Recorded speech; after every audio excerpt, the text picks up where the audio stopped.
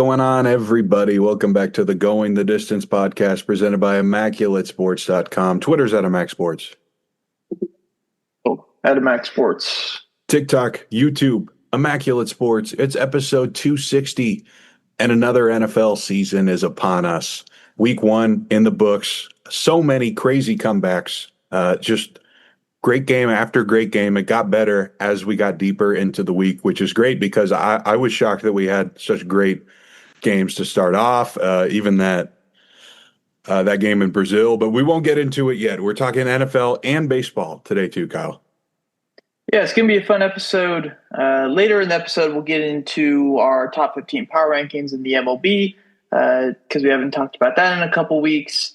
And obviously with week 1, things are kind of all over the place. You think you know a lot of things and you don't think you know a lot of things as well too. So we're just going to do our top 10 storylines that we are following going into week 2. We have separate lists, of course, so we'll go through that and what means most to us and whatnot. So we'll get into that in a bit. But before we got that, we have the opener and our team reports as well too. Skylar, why don't you go ahead and get it started with your opener?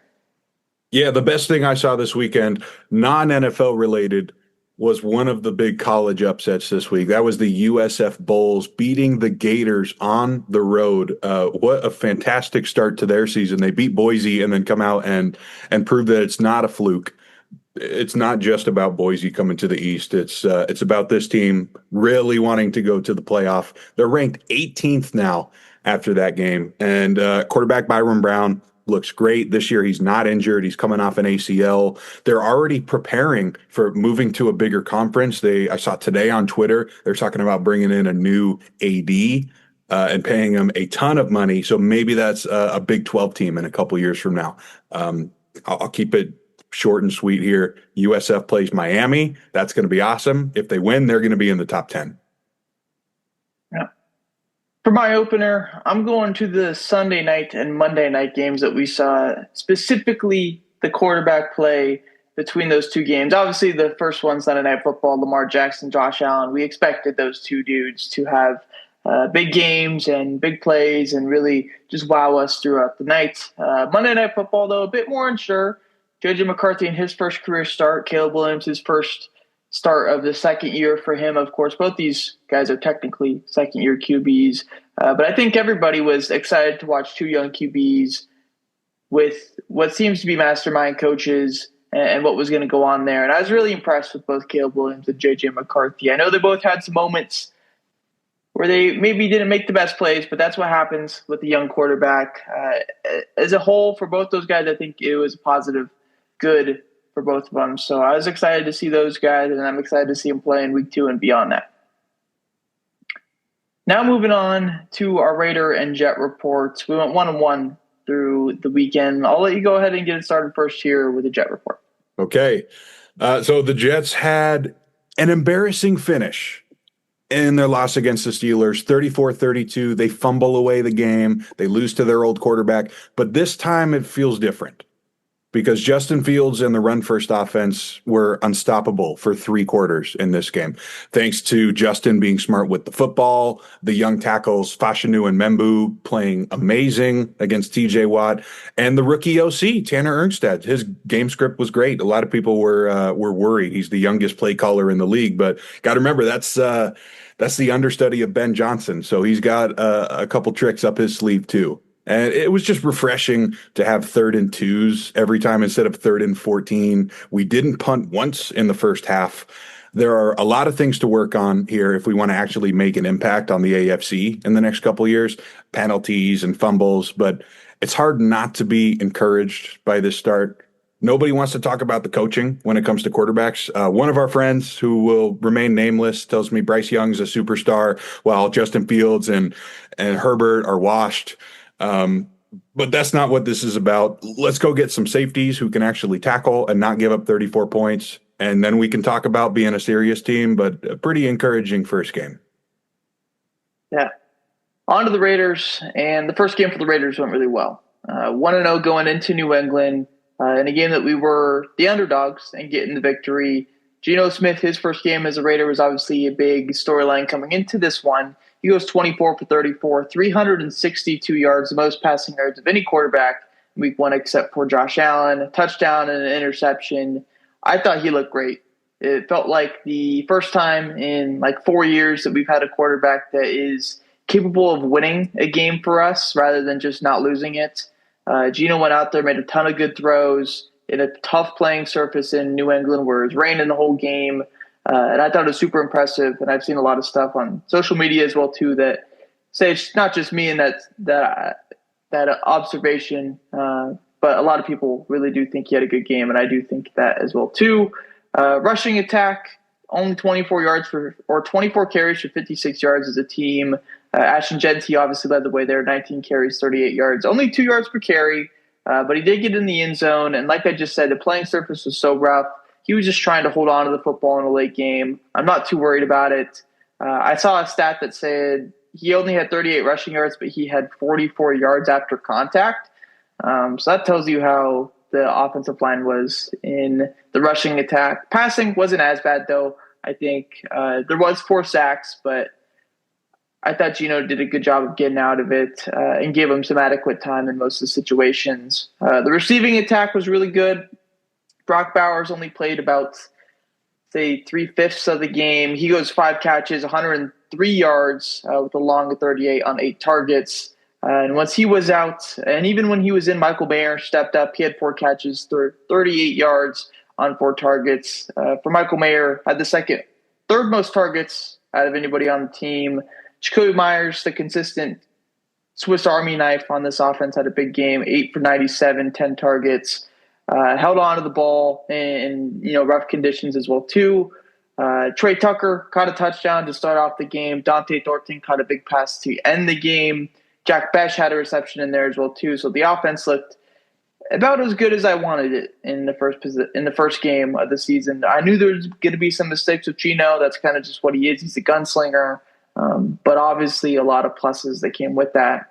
On the defensive side of the ball, a good amount of yards given up on the pass, but the run defense only led 60 yards, which was really good there. Got to the quarterback 4 times, and it was spread around very well.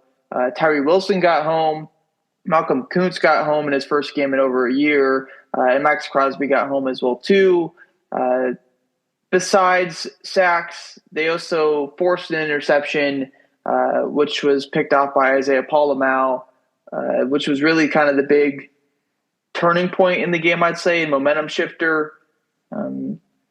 As a whole, the defense looked better than I expected. I would say I didn't expect to only give up 13 points in this game. I thought it was going to be more like a 30-20 finish rather than 20-13.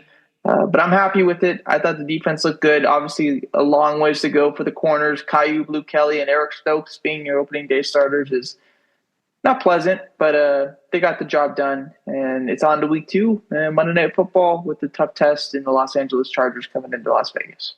That's going to be a good one. Yep. Moving on, though, defensive player of the week and rookie of the week in the NFL. We'll get to our player of the week awards in baseball after we get through our storylines and stuff. That way it's completely split up with first half baseball or first half football, second half baseball, and then college football at the end. But we'll get to start with our player of the week, and I think the player of the week is pretty easy for this one. Yeah, I thought I was going to have an easy Justin Herbert pick after Friday night, but Josh Allen did the impossible on Sunday Night Football, down 40-25 in the 4th. He comes back with over 400 total yards, 4 touchdowns over my AFC pick, Baltimore. Yeah, Josh Allen was amazing. He's my pick as well, too. 33 for 46, 394 passing yards, 2 passing touchdowns, 30 rushing yards, and 2 rushing touchdowns. And that big comeback victory on Sunday night, he looked about as unstoppable as we've ever seen him, which is cool to see. So Josh Allen gets the win over Lamar Jackson in his MVP showdown against one another. On to defensive player of the week. A lot of guys had picks this weekend, a couple multi-sack game, but I'm going to go with the most clutch defensive play of week 1, Nick Bosa's sack that caused a fumble on Sam Darnold right before they choked that game away to Seattle. San Francisco's got their issues, but they can still win the ugly one. So shout out to Nick Bosa. For my defensive player of the week, I went with the only guy who forced a fumble and got an interception. Foye Oluokong, middle linebacker for the Jacksonville Jaguars. We saw Foye have a lot of big seasons in Atlanta tackle-wise, and him forcing some turnovers for Jacksonville is definitely a key part in their victory against Carolina. It is, against Bryce Young, which we'll probably talk about in a little bit once we get into our storylines. But Foye Oluokong. I'm not going to try to say your actual first name because I do know that you go by Foye. But you get Defensive Player of the Week in Week 1. Ivy League. On to Rookie of the Week. Yeah, this is 100% Emeka Egbuka for me. Tampa Bay loses that game in Atlanta without his 2 touchdowns. Your guy, Bill, had a pretty nice week as well. But Egbuka is just a special player and one of the few rookies who really dominated in their first game. Yeah, Emeka Egbuka, he had his 2 big touchdowns, which got it in there and helped that victory for Tampa Bay. So he is the Rookie of the Week for me as well, too. But big shout out to Bill and his 82 rushing yards and a touchdown for me and my fantasy team, which all my teams 1-0 through Week 1, which is cool. But in we go to our top 10 storylines heading into Week 2. A whole bunch of stuff throughout the NFL. So we just kind of gave each other the freedom here to talk about what we wanted to. Is there any honorable mentions or things that you didn't fit into the 10 that you want to talk about before we get into those? I didn't have anything about the Houston Rams game. I'm going to chalk that up to Week 1 guys not being ready, but the offenses were a little slow there. Yeah. First one for me, honorable mention. I did talk about the Rams being a legit Super Bowl contender. And is that a real thing? I thought the first game, was a little slow on offense, but their defense pretty much just shut down the Texans offense, which we thought would be pretty good. So the Rams being a legit contender is something that I thought would be interesting to talk about. Other one, Danny Dimes. I thought it was cool, but I don't think it's big enough for me to really put it into my top 10 because I don't think the Colts are good still, regardless. I think Miami's just a bad team right now. And then my last one, did the devil curse every player on the 49ers? Because it was like notification after notification. This guy's hurt. Kittle's hurt. Purdy's maybe hurt. I saw Trent Williams had to go in the tent as well, too. Like, it just really weird game for the Niners that they get the win in. But it does feel like they're cursed at this point. Maybe. Which brings us to number 10, not number 10. Yeah. So with my list, I'm going to start off with the ugly and then get up to the more and more unstoppable teams of this week. So feel free to go out of order with me if I have something that aligns with you. I'm going to start off with Miami. The storyline here is how soon does Mike McDaniel get fired? Because this team is a disaster. Tua is not good. The defense has been bad for a while. Tyreek is a cancer in the building. And I don't blame Mike for everything that's going down right now, but they clearly need to hit the reset button because they just got trampled by Daniel Jones. And he's not a part of my list either because I think that's an anomaly. And there's some John Gruden rumors already starting in Miami. I don't know how real that part is, but I think Mike McDaniel being fired and starting a rebuild here could definitely happen. My number 10 biggest storyline is Bo Nix and a possible sophomore slump. I'll preface this with the idea that I think that Tennessee's defense is underrated and will win them some games this year. They got a lot of studs on that side of the ball. But it was a very disappointing sophomore debut for Bo Nix. He goes 25 for 40, 176 passing yards, a touchdown, and 2 interceptions. And the big thing last year with the Denver Broncos offense was that they had no run game. And if they had no run game in this game and Bo Nix was struggling because Tennessee's defense knew that the ball would be coming out of his hands every single play, I'd be a little bit more forgiving here. But they had 151 rushing yards on Sunday. And I don't have the stats behind this, but I would have to imagine that's probably the most that they've had in any game during Bo Nix's tenure as a Bronco.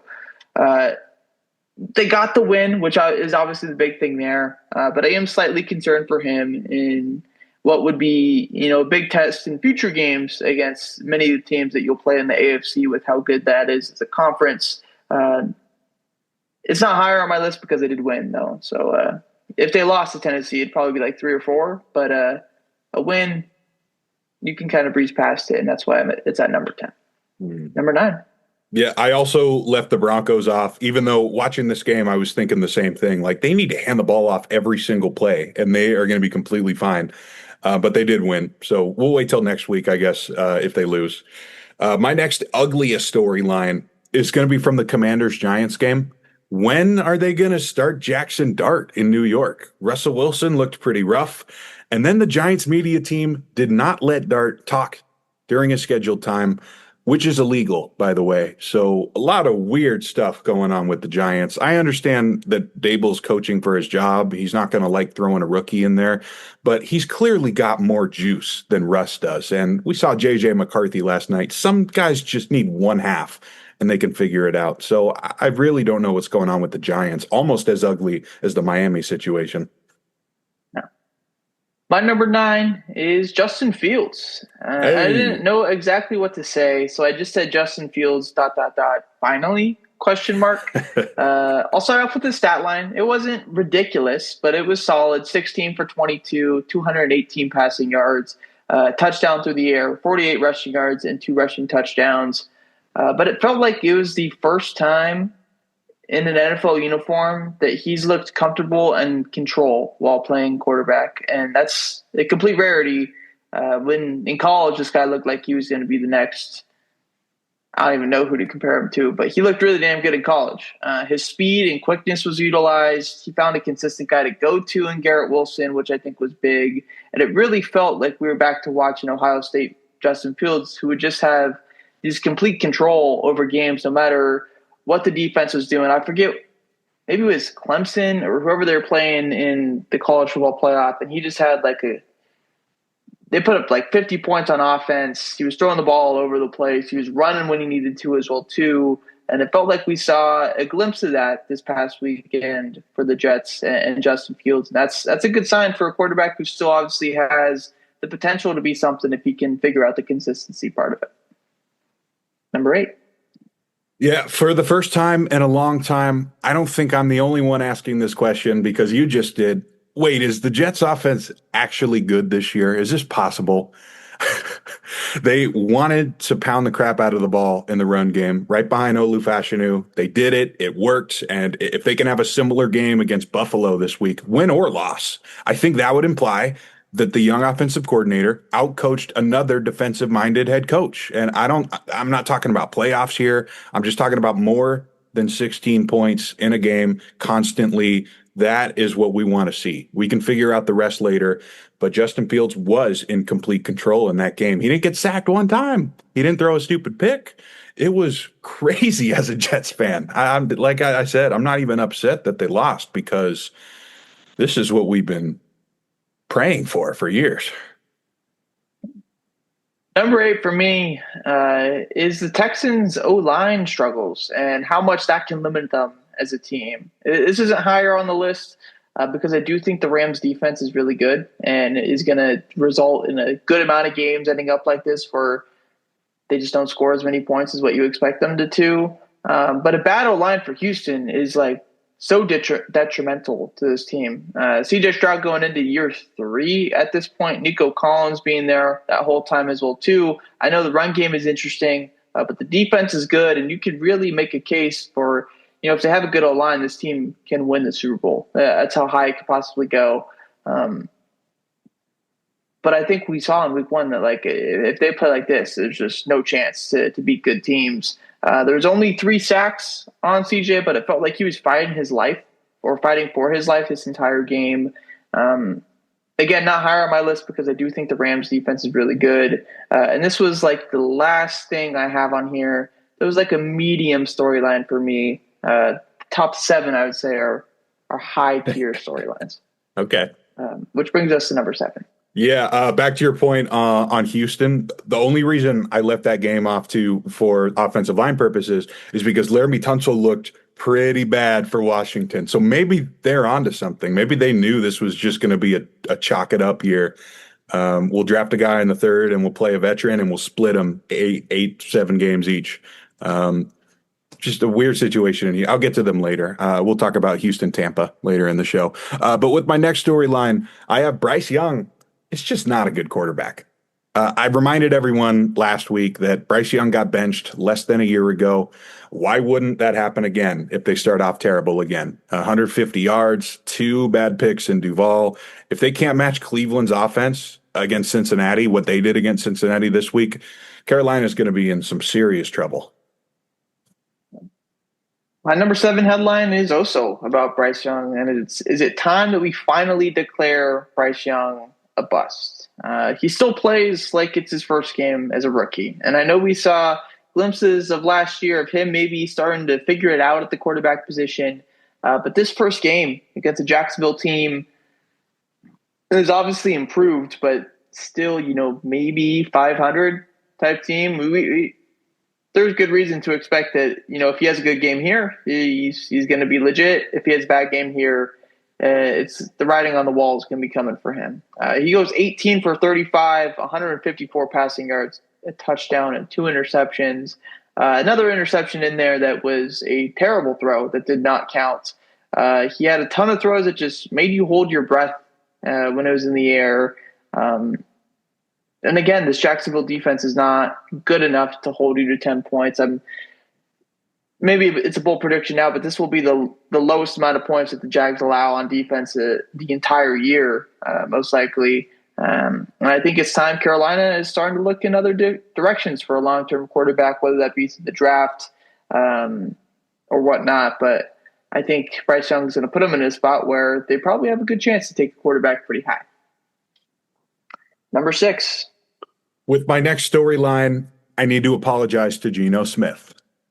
I had picked New England to be 1 game over the Raiders and sneak into the playoffs because of this game. And after the game on Sunday, the Raiders offense looked light years ahead of Drake May and what those guys were doing. Geno made some great throws to a bunch of different playmakers. And I think the Raiders should be seriously considered for the wild card. Sometimes you just got to see what Pete Carroll looks like out there. I wasn't sure. He's pretty old. He looked like he was back at USC, man. I didn't watch that game live, obviously. When we talked on, did we talk on Sunday for like 10 minutes maybe in between games? I think so. And then I went back and watched some of the throws he made, Geno Smith and Pete Carroll running up and down the sideline. I think there are very good vibes for the Raiders, which I haven't seen in a long time. Yeah, there was when Jack Besh got his first career catch and came off the field, I think Pete Carroll ran like 40 yards to go hug him or something like that. I'm like, okay, Pete, you're like 75 years old. You need to relax a little bit. We can't have you moving like that. But next guy is not quite 75 years old that I'm going to talk about, but he's getting there. It's Aaron Rodgers, and somehow he's back into MVP form. MVP might be pushing it, but he looked really damn good against the Jets, which I know you don't want to hear. But 22 for 30, 244 passing yards, and 4 passing touchdowns.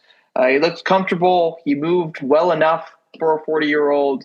And the play calling, while it was interesting at some times, I think outside of the red zone, when it was in the red zone, it was really good.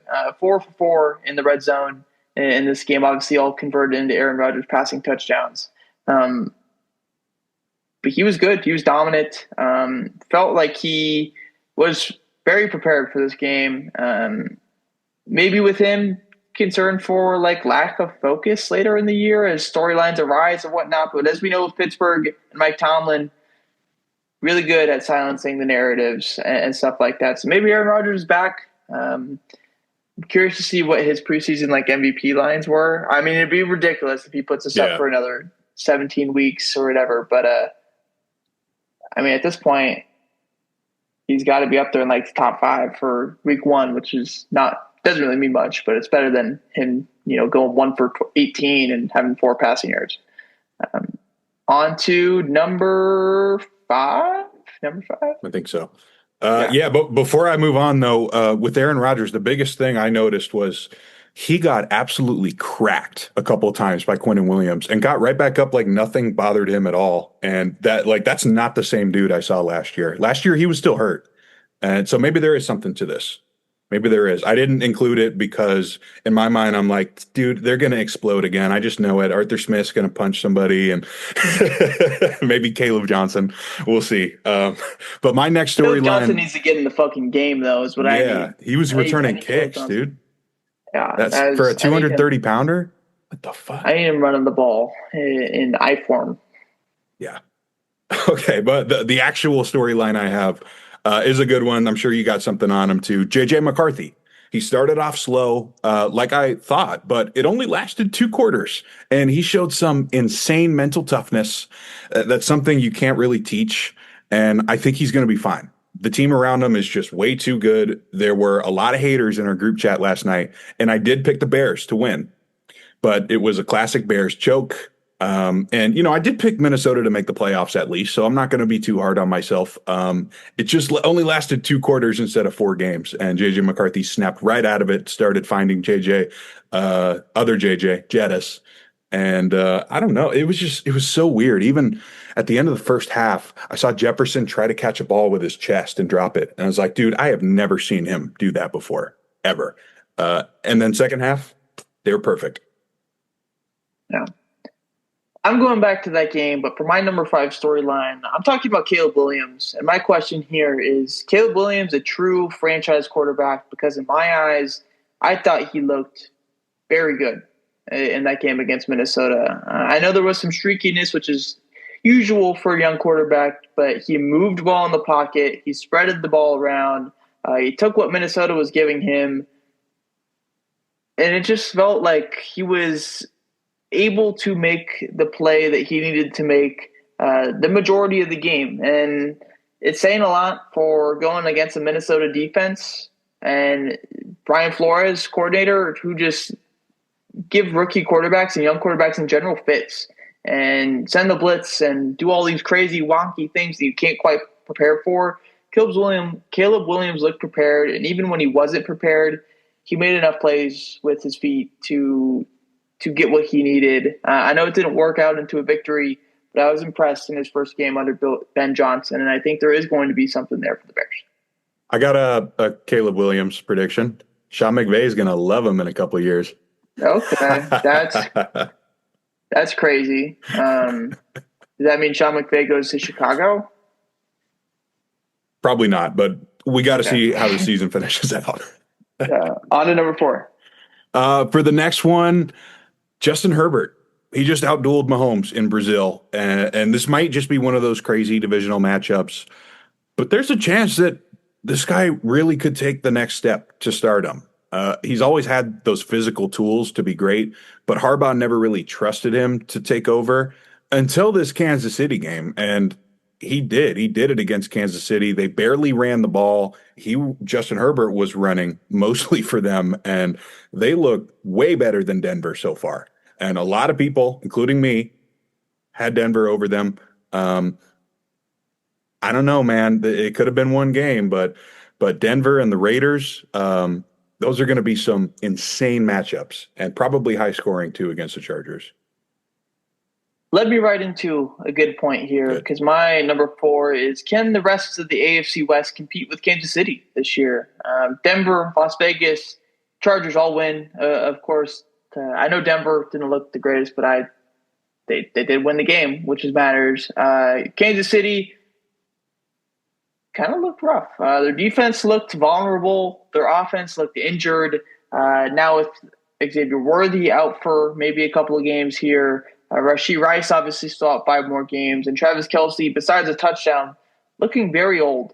Kansas City's got a tough schedule. A good surrounding division can really lead to some uncertainty. Oh my gosh, I'm not even going to try to say that word again. In the AFC West. And I won't say I'm worried about Kansas City. I did pick them to win 15 games.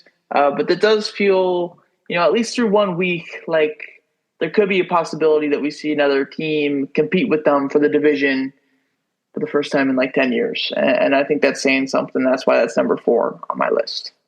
Which takes us to number 2? 3. Or number 3? 3. Yeah. Despite their comeback win in week 1, I still think the 49ers are in a lot of trouble. Kittle, Ayuk, Jawan Johnson, now Purdy could all be out next week. Luckily, it's New Orleans, but at some point, this is going to catch up to them. Beating Seattle's massive, but I don't know how many times the defense can bail these guys out. At least they finally cut Moody, and Robert Saleh is back on the sideline, not like moping around sad, like, oh shit, I'm the Jets coach. This sucks.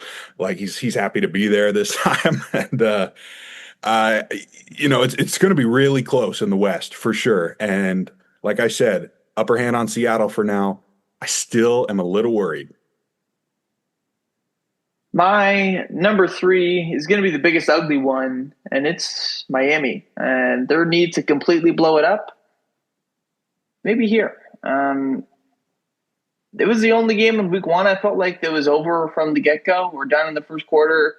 Tua looked terrible. The run offense was solid, but they got down so early that you really couldn't get into it if you wanted to. And we know with Mike McDaniel, even in a game that they are up in, sometimes he's hesitant to run the ball. The passing game, which was so explosive in year 1 with Mike McDaniel, is just not there anymore. Saw a stat, I'm sure you did as well too, that Tyreek Hill doesn't have a 30-yard completion in over a year now at this point, which doesn't even feel real. I don't know if it's a Tua thing or Mike McDaniel thing. Obviously, if he has Joe Burrow, they're probably not going to lose as many games. But is Tua, take him out and put Gino in there? Are they a 10-win team, or is it just Mike McDaniel kind of running this team into the ground? Feels like a very quick agenda switch from just the NFL world in general. Mike McDaniel being this offensive guru to shitty head coach, and that's what happens in year 3 or year 4 of being a head coach when you haven't really done anything in those first couple of years. Yeah. On to number 2. Kyle, the Packers might have the best defense in the NFL. I probably should have been a little more cautious with Detroit, but this could just be one of those all-time defensive teams that the matchup doesn't even matter at all. We talk about with fantasy football, you want to stream your kicker defense most of the time, look for the matchup. With Green Bay, it might not matter. They got a brand new game wrecker in Micah Parsons. Even though I thought Goff played a decent game, they had no chance against Green Bay. So that is going to be one of the biggest storylines I'm watching these next couple weeks. My number 2 piece is J.J. McCarthy, the piece that Kevin O'Connell has always been looking for at the quarterback position. The stat line wasn't sexy. 13 for 20, 143 passing yards, 2 touchdowns, an interception, and then a rushing touchdown in there as well too. But the leadership and poise from a guy who's playing his first career game was something that we have not seen in a long time. We heard he had like a halftime speech when he was just shit. He had a moment that we saw on camera where he was yelling at, I believe, his offensive line after the pick 6. And from that moment on, after the pick 6, he could have been like, okay, the Bears are going to win this game by 20 points. J.J. McCarthy just has a rough first going in his first game, and you maybe don't think too much about it. Still a chance for him to be something. But him winning this first game, coming back with 2 passing touchdowns and a rushing touchdown of his own, there's real stuff with Minnesota and J.J. McCarthy. There's a reason why I picked them to win the division. I think you told Sham, or he looked at my predictions or something, and he was like, how do you have the Lions in 3rd and Minnesota Yeah, he was first? asking who he picked. Yeah. And that's why. J.J. McCarthy could be the real deal. He could be an MVP-level quarterback. I know Alex loves to hear that, but, man, he looked good once he got settled in, and I think there's a real chance that Minnesota could be a team that's playing in February if this is legit from JJ. Bill Parcells always said, don't evaluate a quarterback after he has a good first half. Evaluate him when he's the worst player on the field and no one wants to talk to him. That's who the man really is right there. Yeah, he was balling. Mm-hmm. And now our biggest storyline heading into week 2.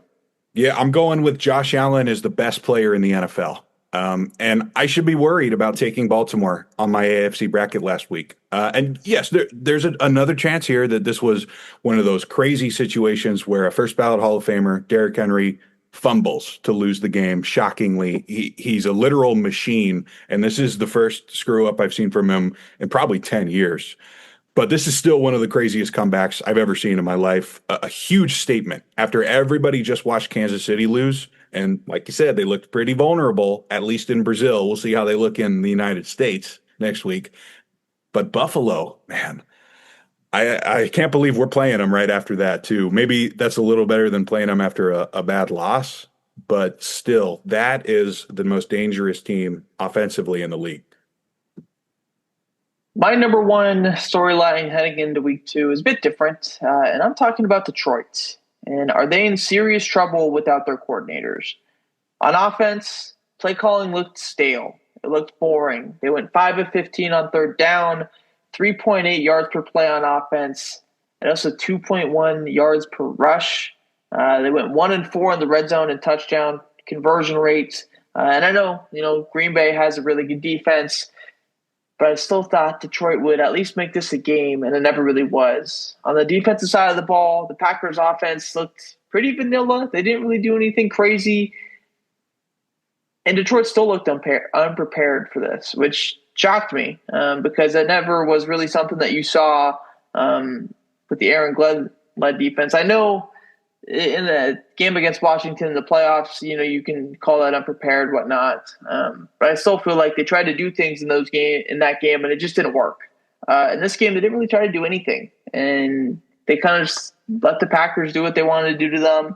It's not something I expected, and was another big reason on why I picked Detroit to be the third team in this division. So that's my number one storyline. I think there's real concern there through 1 week, especially in week 2 if they don't beat the Bears, which would be a lot. If they don't.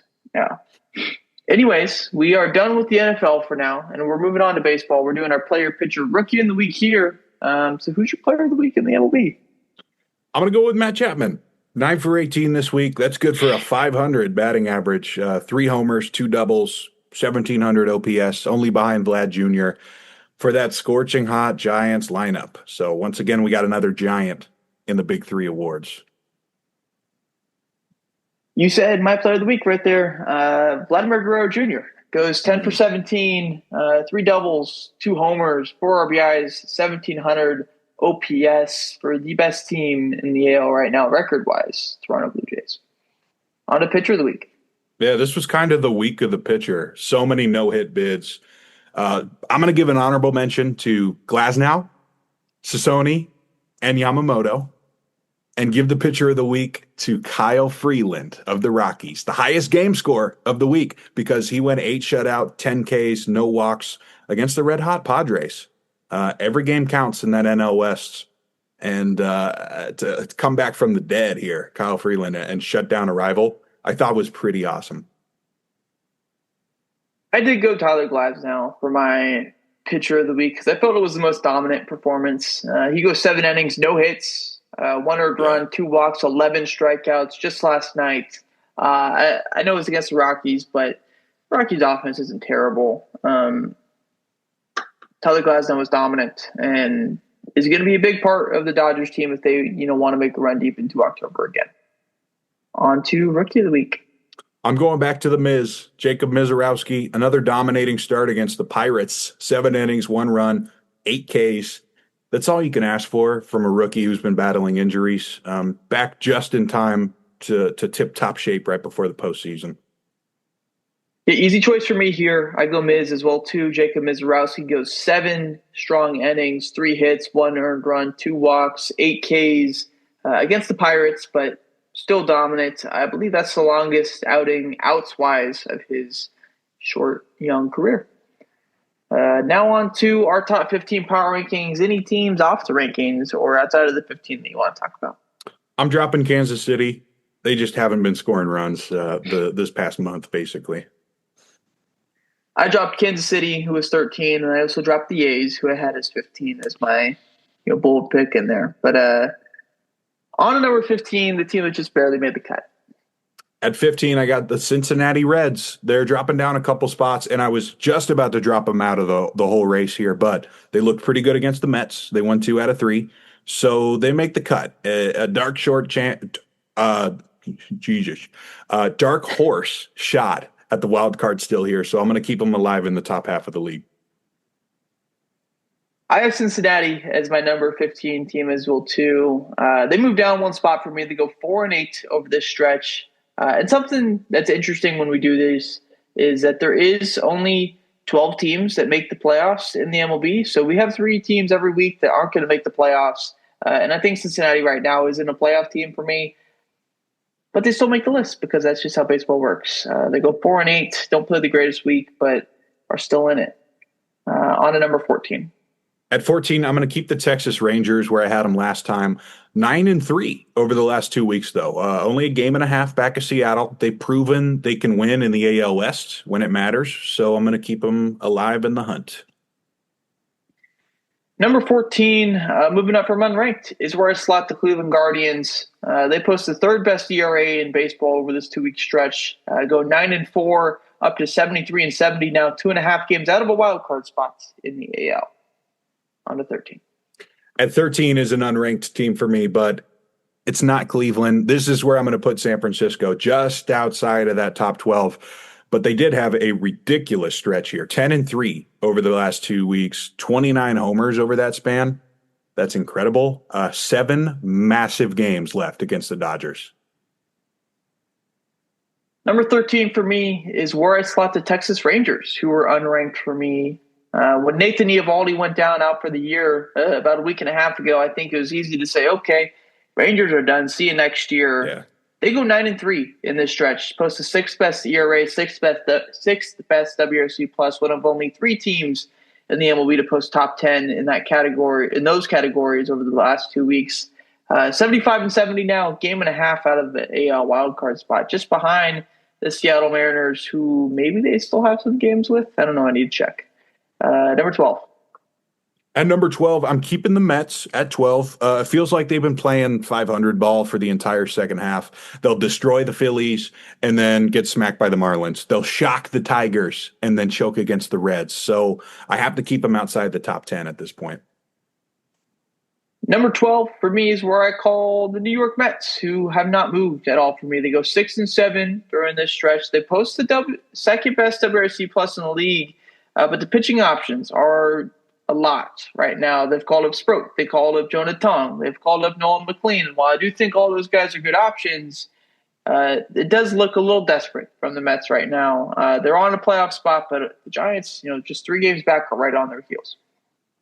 Number 11. At 11, I got Seattle. I'm also not going to move them. They're hanging on by a thread in that wild card spot. But surprisingly, they've been scoring a bunch of runs. That is usually their issue when we hit September. But right now, it looks like the Pen plus George Kirby have really been letting them down lately. Seattle is also my number 11. They moved down 4 spots for me, so a big mover here. They go 5-7 during this stretch. They do post the 4th best WRC plus, which you kind of mentioned. But the pitching just feels off right now for Seattle, which felt like, or not felt like, it was their forte for the past 4 years at this point. Number 10. At 10, I got the Houston Astros. I'm going to drop them down a spot from last time because I think they're kind of still on a downward spiral. Jordan's back. He played very well. Honorable mention for Player of the Week. He hit 500 in his first 2 weeks back. But they also have just so many injuries, and they just can't seem to separate themselves from Seattle, even though they're handing them the division. So I'm not going to bump them up anymore.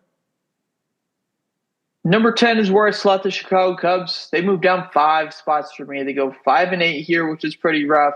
And now just 2 games up on the San Diego Padres for that very, very crucial number 4 wild card spot. Number 9. At number 9, I got Boston moving down 1 spot. It was a pretty good 2-week stretch, actually, for them pitching-wise, but they lose Roman Anthony. My biggest question mark is how is he going to look when he comes back? Is it going to be 3 weeks, or is it going to be until they get to that wild card series? That's a tough one to come back from. But I do think they make the postseason. Number 9 for me is where I slot the Red Sox as well, too. They move up 1 spot for me. 8-5 over this 2-week stretch. They do deal with the Roman Anthony injury. Dustin May now as well too, who just got put on the IL. But the division's still a chance somehow. They're only 2 wins behind. The Blue Jays have the same amount of wins as the Yankees right now. So there's still a chance they could get the division. And if you get the division, you might be the top team in the AL. So that could mean something. Regardless, need a good month of baseball here to finish out. Number 8. At number 8, I'm going to drop Toronto down a spot. It's not that I don't trust Toronto. I've just been waiting for either Boston or New York to show me literally anything to have some confidence in them. And one of those teams did, and Toronto went 5-6. So they lose the tiebreaker here. Number 8 for me is where I slot the Houston Astros. They go 6-7 over this 2-week stretch. They move up 1 spot for me. They posted 4th best ERA in baseball over the stretch. But again, the offense just feels off this year for the Astros. And that's not something that we're accustomed to saying pretty much any time over the last 12 years at this point. On to number 7. At 7's where I got the Cubs. I'm moving them down from 4 back to 7, where I had them like a month ago. But it's been another rough stretch. 5-8 since the last time we did this, and their pitching staff has given up a ton of long balls, not to mention the issues in the lineup. PCA is struggling, Suzuki is really struggling, and Kyle Tucker is hurt again.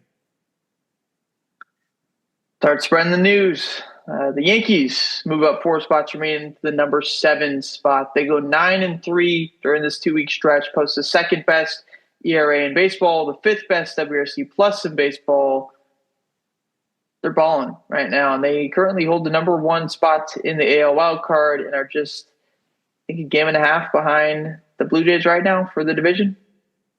On to number 6. At 6, I got the Padres staying at the same spot. Not a really good week for them, but I'm sure the advanced numbers are okay. They got a ridiculous bullpen. They're only a game out from the Dodgers, and it's been basically the same lineup all season long. So I'm not going to move them unless they blow it to the Giants or something here in the next couple of weeks. The Padres also number 6 for me. They moved down 2 spots because of the rough couple of week stretch here, going 5-7. Posted 10th best WRC plus though, so that's solid. They deal with a rough injury to Jason Adam. But at the end of the day, I forgot about that. He is just their 5th inning reliever. They still have Estrada, Morejón, Mason Miller, Robert Suarez, and I think I'm missing somebody else in there as well too. I think they'll be fine, even without Jason Adam, just because of how deep their bullpen is. Number 5. At number 5, I got the Tigers moving down 1 spot. Similar to San Diego, I trust the roster. I trust the guys in charge here. I trust the superstars on this team. But it just wasn't really a good 2-week stretch. They didn't look good against the Mets, who are, like we mentioned earlier, very flaky when it comes to these big series. And they had no problem playing in Detroit. Not to mention they really struggled against the White Sox. So I will drop them down 1 spot. Number 5 for me is where I slot the Toronto Blue Jays. They currently hold the best record in the AL, but they do move down 1 spot for me. They go 5-6 over this stretch. They post the 3rd best WRC plus in all of baseball, but that pitching staff just had a mediocre couple of weeks. I'm interested to see this team in October and what they do, because for some reason it just feels like a team that's going to be out in the divisional round if that's the first time that they play. On to number 4, top 5.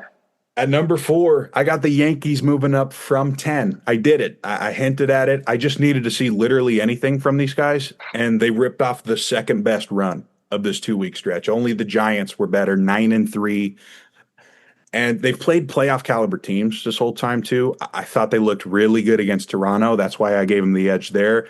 They win the series against Houston, a team that they always play. So just to know that they still have the upper hand there was enough for me to put them in the top 5. Number 4 is where I slot the Phillies. They move up 4 spots for me. I moved them down last time because of the Zach Wheeler injury. I think I just moved them up here because the offense felt back to normal. The pitching weathered the storm pretty solid. They had the 7th best ERA and 7th best WRC plus during this 2-week stretch. and look to be a very legitimate title contender in the NL. On to number 3. At number 3, I'm moving down the Dodgers from 2, 5-7 over the last 2 weeks. The pitching's keeping them alive, but they're hitting 230 this month. Only 10 homers, and only the Pirates have been worse in that category. I don't know if you saw some of that, but not ideal, but it's still the Dodgers, so I'm only going to drop them one spot. Top 3 is a little interesting here because they all didn't have crazy weeks. Detroit is my number 3 team. They moved down one spot. They go 4-7 over this stretch. Now playing the red hot Yankees, and things get interesting. Not in the division, they're fine there. But as when it comes to that top spot in the AL, it's going to be rough to hold on to that, and maybe even that bye as well too. At least get in the top 2 seed. Number 2. At number 2, I'm moving the Phillies back up to the 2 spot. Just like you said, I dropped them from 2 to 5 when Zach Wheeler got hurt, but they really just had their way with the Mets and the Brewers recently. And, I've had the Phillies up at the 2 spot before, so I don't feel bad about bringing them back. I'm going to reward their really good stretch, 7-3, by putting them back up over the Dodgers. Dodgers are my number 2 team. They move up one spot from the number 3, so they just switch spots with Detroit. They do go 5-7 over the stretch, which is rough. But they got some good pitching performances. They had a late game bullpen choke. I still feel confident in that team to be something in October, especially if they win the division, which would be huge either way if they don't or do for their World Series chances, of course. On to number 1, which hasn't changed. Yeah, we're sticking with Milwaukee. It feels like the only team in baseball this year that had that really hot start and just never really slowed down, never blew it. Another team that plays great against their strength of schedule, a really great series against the Phillies this week. And last week in Toronto, they took care of business. So I think they're all good sticking at number 1. You clearly feel the same. Yeah, Milwaukee, number 1 still for me. They go 7-6 over this stretch, so nothing crazy. 8th best WRC plus. They've definitely cooled down a little bit since their insanely hot stretch, but it's good enough right now where they could play probably 500 baseball or slightly over and still get the 1 seed in the NL. Still have the best record in baseball, get 100 wins. I think they're heading that way in Milwaukee, and looks to be the best team in the NL right now, at least on paper. Moving on, though, from our power rankings, we'll probably do NFL power rankings next week for the first time. Maybe that's top 16 because there's 32 teams, who knows? But Okay. We'll get into the second half here with the college football week 3 preview. Yeah, last week was insane. Not as many ranked matchups as the week before, so a lot of people will kind of not think anything about it. And then you realize those are actually the craziest weeks. That's when you get real upsets. And kind of a similar vibe this week, too. Not a lot of crazy primetime games, but some games that will be closer than you think. And that's why at 9 a.m. on Saturday, we'll start it off with number 12 Clemson at undefeated Georgia Tech. Clemson's only a 4-point favorite in this one. And Cade Klubnik's really been struggling. This is a team I thought would easily be in the playoff. If they don't crush these guys, then there's a serious problem with Clemson's offense. After that, sorry. No, I agree. It was a rough showing. I think you and me both expected a bit more from them.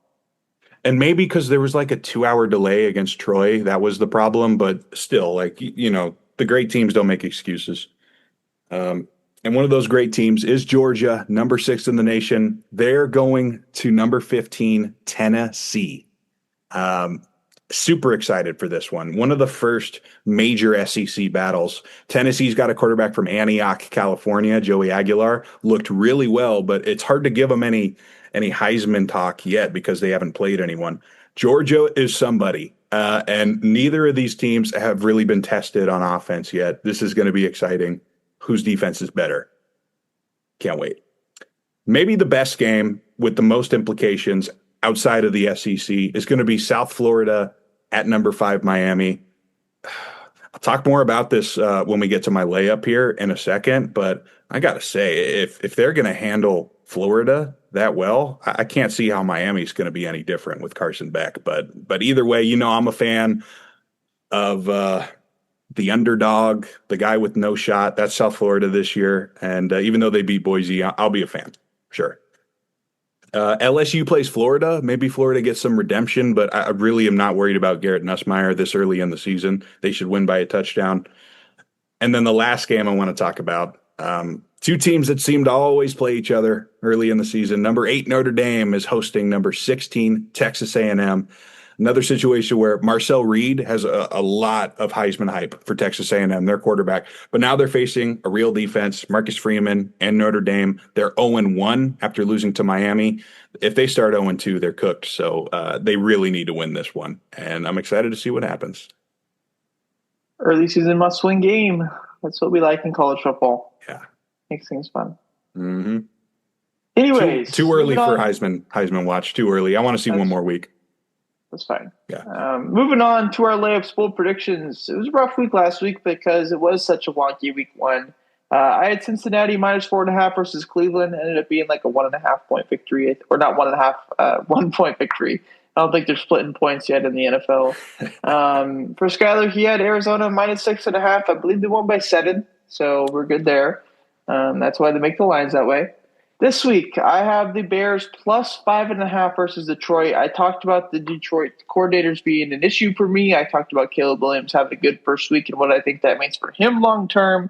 I think Detroit has a rough time dealing with Ben Johnson and his homecoming against the Bears, or against the Lions, but with the Bears, Yeah, I feel like Vegas knows way too much about the NFL and not that much about college football still this year. So I'm going to go with one of the games I just talked about. South Florida is number 18. They're going to Miami. They just played at Florida, which is arguably a tougher place to play, and they held them to 16 points right there. And actually, this line just got moved up to 18.5. So since I didn't say it yet, I'm going to go ahead and take that, Kyle, if that's okay with you. I got USF plus 18.5 at Miami. They don't need to win. They just need to be competitive. 11-1, they'll make the playoff. You're lucky you didn't see me change your minus 17.5 that you had for UCF to a plus 17.5. So you're good there. But I would have held that to you if you said minus 17.5. Regardless, I think that's probably a bet I'll take as well too. I saw it line and I was like, really? But anyways, moving over to our bold predictions. Last week I had Atlanta over Tampa Bay plus 115. So rough. Young Hoku misses a kick. I was going to say a wide open kick. All of them are wide open. But a kick to send it to OT, which would have obviously made things a bit more possible. But he misses that. Don't go to OT. Tampa Bay wins. Skyler had Chicago over Minnesota on Monday nights. That does just barely go red. This week, though, I have Jacksonville over Cincinnati plus 150. I don't think Cincinnati's offense looked great in week one. We saw Jacksonville, even if it was Carolina, have a good week one on both sides of the ball. And I think there's a chance at plus 150. I like those odds for Jacksonville to go into Cincinnati and get a victory.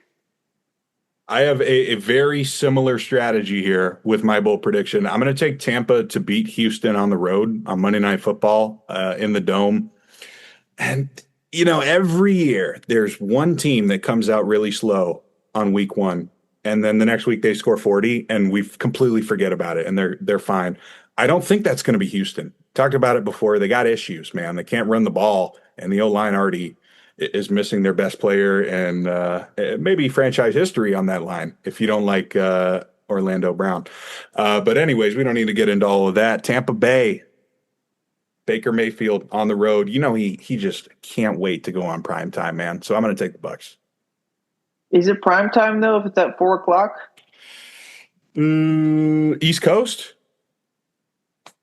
Maybe. Yeah. Basketball prime time. That's fair. Anyways, that's going to do it, though, for episode 260. Episode 261 next week. Yeah. NFL Power Rankings for the first time of the year. Maybe a little bit of baseball. Check in for the Heisman, maybe. Maybe it won't be too early after 3 weeks. Who knows? Yep. And we'll have something else in there as well, too. But I'll do it. You got any party notes? Just hope we have some great week 2 games for our teams. No one gets injured, knock on wood, just like John. Yeah. And keep your stick on the ice, Kyle. Of course. No, seriously, great start, right? hard to complain about our team so far. I'm okay with it. All right, we'll see you next week, Al. See ya.